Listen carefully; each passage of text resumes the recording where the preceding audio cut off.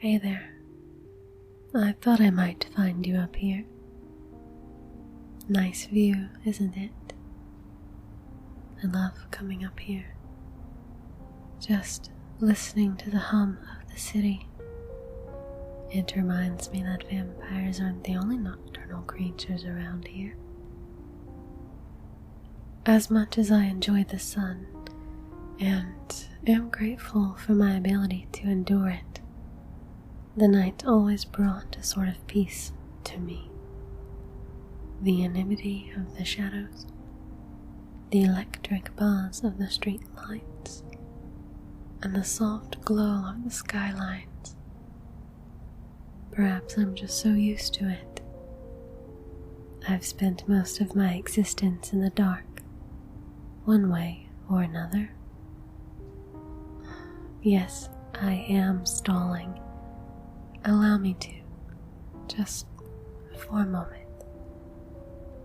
Being here with you, even if in silence, it also brings me a strange sort of peace. Despite the circumstances, despite how you and I even came to know one another, there is just something about you. Something I can't quite place. Something I can't lose, or rather, allow to be lost. Thank you again for coming with me, despite, I'm sure, your better judgment, and your fear if it is still prevalent. I know we've gotten closer over these past few weeks, but it still doesn't change what I am, or what you know. And if your fear is not satiated, I would understand. It's all right. As I've said, I deserve no less.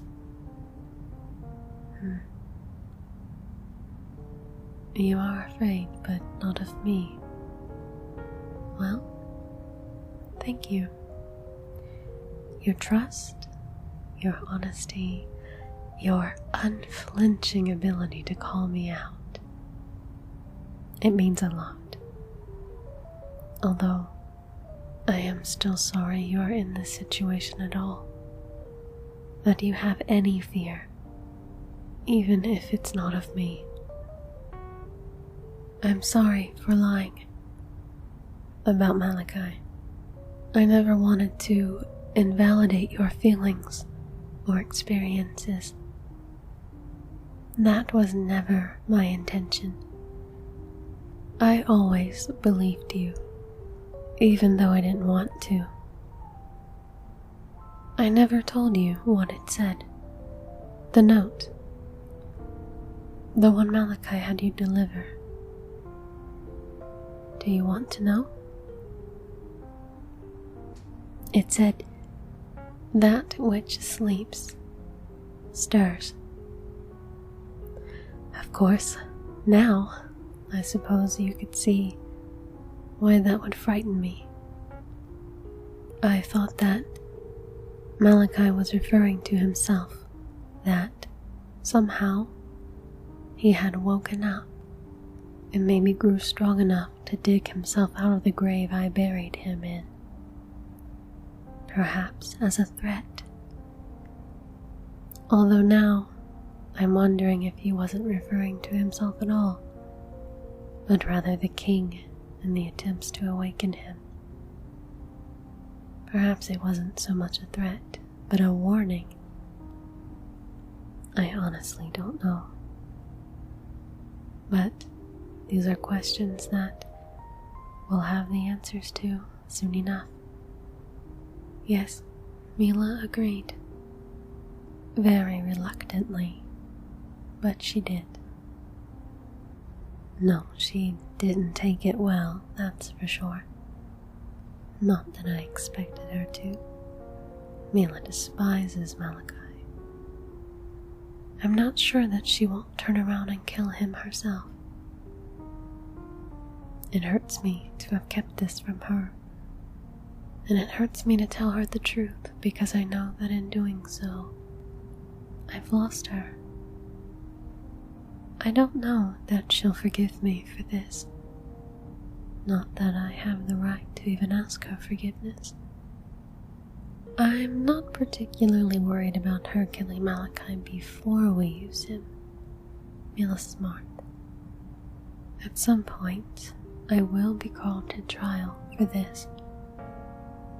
And if I can't offer anything in aid or anything to prove my innocence, or at least anything to doubt my guilt, they will probably kill me. That's where Malachi comes in. Knowledge on how to retaliate against these rituals is locked in his mind. Mila can get it out. And offering this to the council would be enough, I believe, to get them to stop looking at me and turn their focus on finding who is truly responsible. I believe that with the information we can extract from Malachi, we can interrupt their plans long enough to find out who is behind this and shut it down. Why does she hate Malachi? I think you'd be better off asking why someone didn't hate him. Malachi stole something from Mila, a very arcane artifact that she had come to be in possession of when it was passed to her from her grandmother. Mila devised a way to get it back. She spent a lot of time figuring out how to do so, and the night she carried out her plan happened to be the night the council ordered the attack. The night Malachi was supposed to die. She got caught in the crossfire. As I said, there's not much love between vampires and witches.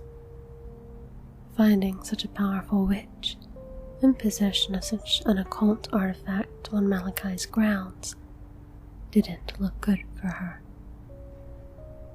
I was also put onto trial at this time. It was a very heated and long-drawn debate on whether I should be sentenced to death. It was decided that, to prove my innocence, I would have to kill my siblings. Every last one. None of them could be allowed to live, and the ones that weren't killed that night scattered.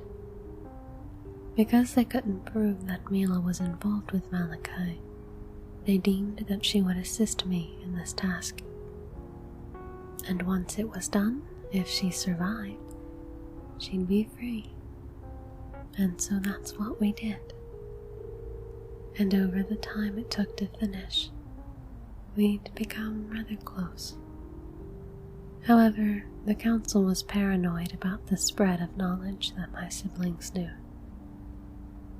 They wanted anyone they'd ever met assassinated, even if it was before they turned. But not all of these people were guilty, and with Mila's talents we could determine who was actually a threat and who was not. Neither of us wanted that innocent blood on our hands. But fortunately, the types of people Malachi turned weren't exactly the sort who had any friendly connections. So it wasn't a persistent problem, but neither of us were the sort who could kill indiscriminately. We just made them disappear, gave them another life. But don't tell anyone, it's our secret, okay? As far as the council or anyone else knows, they were all eliminated. After it was over, Mila was free, and it was eventually decided that I would be allowed to live under certain stipulations.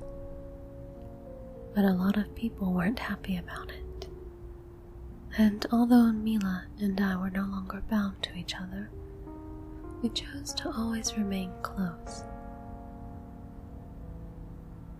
I'm sorry for the long, rather dreary story, but you're probably going to be learning a lot in these coming days. Maybe things that you don't want to know. Maybe some things that aren't the truth. I just want you to be prepared. And honestly, and kind of selfishly, it feels so good to have someone to talk to.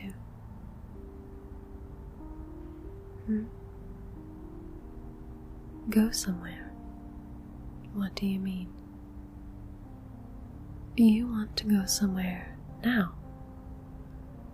Where? I don't know if it's the best idea right now. Alright. But we stick to downtown and to the well-populated areas. No wandering off. And if I say we need to leave, then we do. Deal? Well, alright.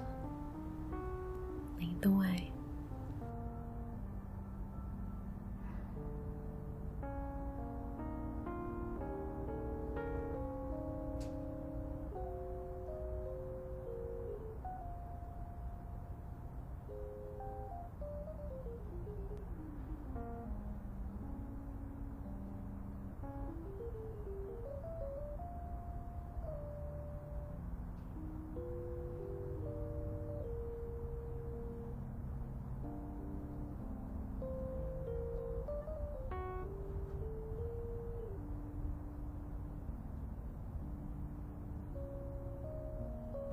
I like this area of the inner city. It's lively but not overly boisterous. Cozy in a way. Although I am very interested in where you're going. You seem to have a destination in mind, but I could be mistaken. Are you planning on wandering aimlessly through the streets all night? No matter. We can do whatever you decide. It's the company I'm enjoying. Have you been to this area frequently? You seem to know it pretty well. I see.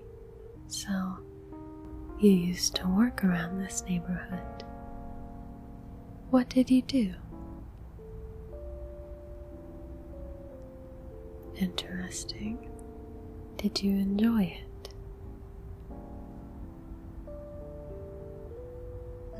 I understand. Why did you stop? Are we here? And there. After you.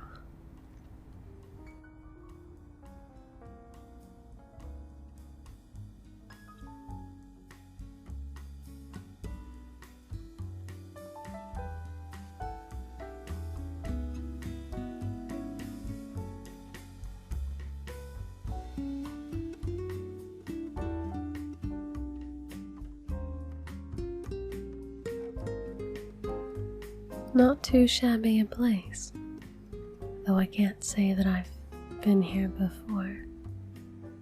Out of all the places we could have ended up, I didn't think a jazz club would be it.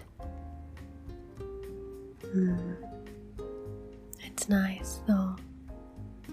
The music's good. The ambience is better. But why did you choose this? Wait. No. You remembered. I told you that weeks ago, in passing. You really remembered. And you chose this for me? I don't know what to say. I appreciate it, but why? Why bother? You're too much. Not that I'm complaining. You know, I've grown pretty fond of you. You're different, but not in a bad way. There's just something so compelling, something that draws me in and I can't shake it. It doesn't let go, but I don't want it to. Something so tranquil and at the same time exhilarating. I haven't felt anything like it. Not really, not like this. Forgive me, I've never been good with words. It's just that my world has been so small for so long, so stagnant. And ever since you showed up, this feeling has just grown. And despite the circumstances, it gives me an odd sense of hope. It makes me feel as if there are more possibilities out there for me.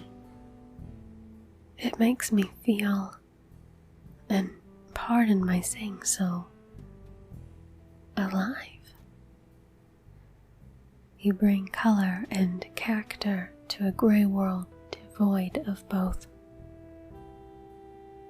I don't know how to thank you for that. How to thank you for what you've done for me. I know that the circumstances aren't ideal, and I don't know that they ever will be. But I'm so grateful to have known you. Enough of that, though. I'm sure you don't want me to keep getting all mushy on you. And you certainly don't need me to inflate your ego. Yeah, I know. It will take Mila a day to prepare, but there's no reason to waste time. We're bringing him in tomorrow night. Well, he's not even on the same continent as us. It's not like I can just go dig him up and hop on a plane back over. Mila will open a portal directly into the chamber from the basement. What? What's with that look? You never open portals to ancient burial chambers of psychotic supernatural entities in your basement? Ah, what a boring life you must lead. It's fine. He won't be strong enough to resist. He will, quite literally, be not more than a sack of bones. We'll restore him to only minimal strength. Besides, I'll keep him chained up in the cellar dungeon while he's here. What do you mean? Of course I have a dungeon, don't be ridiculous. You never know when you're going to need one. Hey, coffins and dungeons are not comparable. Just because I don't sleep in a coffin doesn't mean I wouldn't invest in a dungeon. Dungeons are useful. Coffins are just, literally, uncomfortable stereotypes.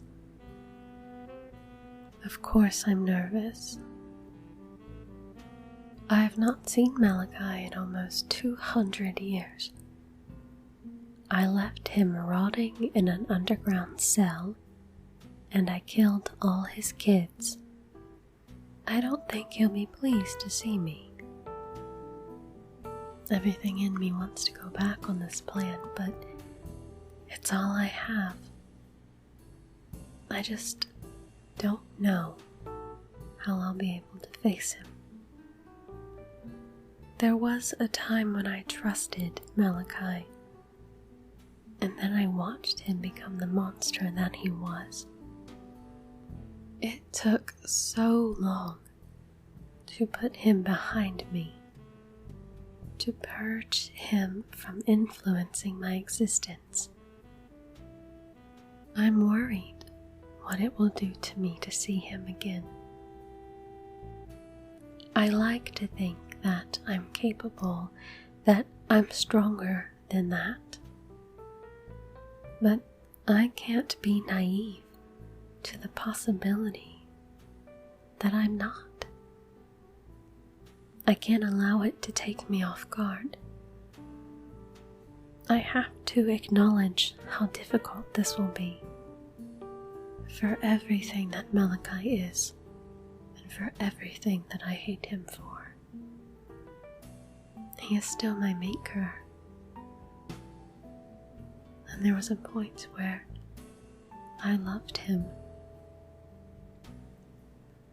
I have no loyalty to him. I'm not subjected to his will. But we're still very much connected. As I've said, our fates will always be intertwined. And you can't outrun fate, I suppose. More importantly, though, than how I feel about it, what about you? What do you feel about it? What do you think? I truly do want to know. Your feelings, your opinions, they're valuable to me. And if you tell me not to do it, not to bring him back, then I won't.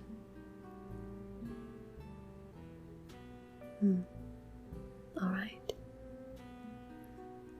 Then we will proceed. But that's tomorrow. For now,